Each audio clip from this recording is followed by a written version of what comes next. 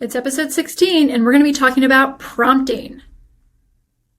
When we talked about generative AI and how we define generative AI, we talked about the goal to learn the distributions of the classes. And we said, how do we generate orange and gray data that looks real? And if you need a review on this, make sure to go back to the episode on generative versus discriminative models. Generative AI models, like large language models, are making predictions or generations based on a learned probability distribution. And remember, we looked at probability distributions that we had learned for global football players, which is in blue, for gymnasts, which is shown in red, and for basketball players, which is shown in green. And if I tried to randomly sample from these three probability distributions, it would be peppered with gymnast heights and global football heights and basketball heights and all of these heights. And that's normal generation.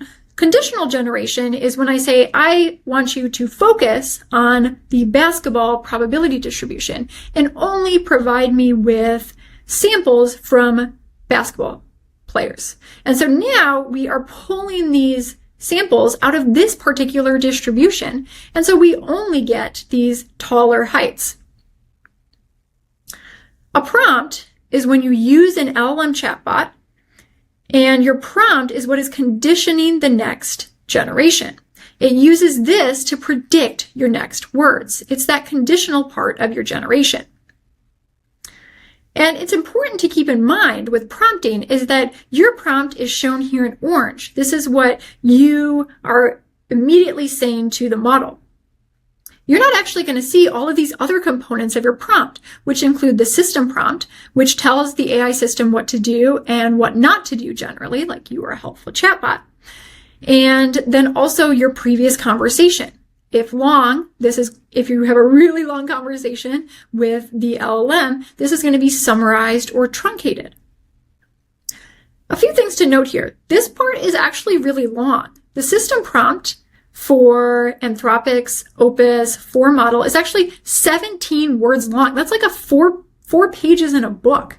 So this is a very long system prompt that is conditioning what the next generation is, in addition to some version of your previous conversation, either your whole conversation or some kind of summarization or truncation of it, and then your prompt. So this is all part of the prompt that goes to the LLM to make that conditional generation. And remember, the model just sees number representations of your input.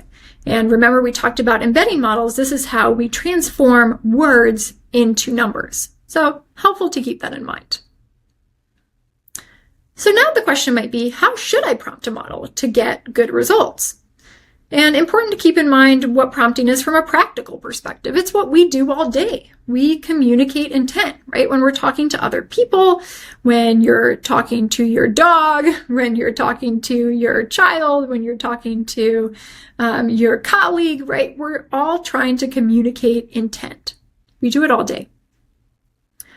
Prompting is just communicating our intent to AI models from a practical perspective. So here's a few helpful tips. One is to be specific about what you want. So instead of saying, tell me about dogs, it's better to say, explain the key differences between German Shepherds and Golden Retrievers as family pets. Because if this is what you're looking for, tell me about dogs is going to give you a very generic response. Second is to provide context and constraints, similar to how you would with a fellow human. Instead of telling the model, write a story, it is better to say, write a 300-word children's story about overcoming fear for ages 6 through 8. Third is break complex tasks into steps. Instead of saying, design a website, it's better to say, let's design a website homepage. First, what are the key elements that we need to include? And have this iterative back and forth process with the model as part of your prompt. Fourth, use examples. So instead of saying write in a formal tone, it's better to say write in a formal tone. For example, we respectfully request your attendance rather than hope you can come. And 5, keep it short and concise. Instead of having this big long paragraph that is basically describing the same thing, it's better to say create a slide on the lifespan of lemurs that live in captivity. All right, so now we're going to do an interactive component where we're going to do a prompting game. So I'm going to have 4 different prompts on the left-hand side of my screen, and then I'm going to have an image that was generated from one of those prompts. And your goal is to try to guess which of these prompts generated that image. All right, pause if you need more time. Yes, it is A here, a clean, minimalist line art logo showing a mountain, sun, and wave. This has concise, direct language. It's going to perform better than those long, rambling prompts. How about this one? Pause it if you need more time. Yes, this one, a step-by-step infographic showing how to make pour-over coffee, including grind size, water, temperature, bloom, and pouring technique. So when asking for something complex, you want to break it down into steps. How about this one? Pause it if you need more time. So the last one, a businesswoman presenting inside a Mars colony dome using a holographic projector. This adds context like Mars colony and constraints like holographic display, and this will improve the result because a vague setup is going to generate really generic corporate scenes.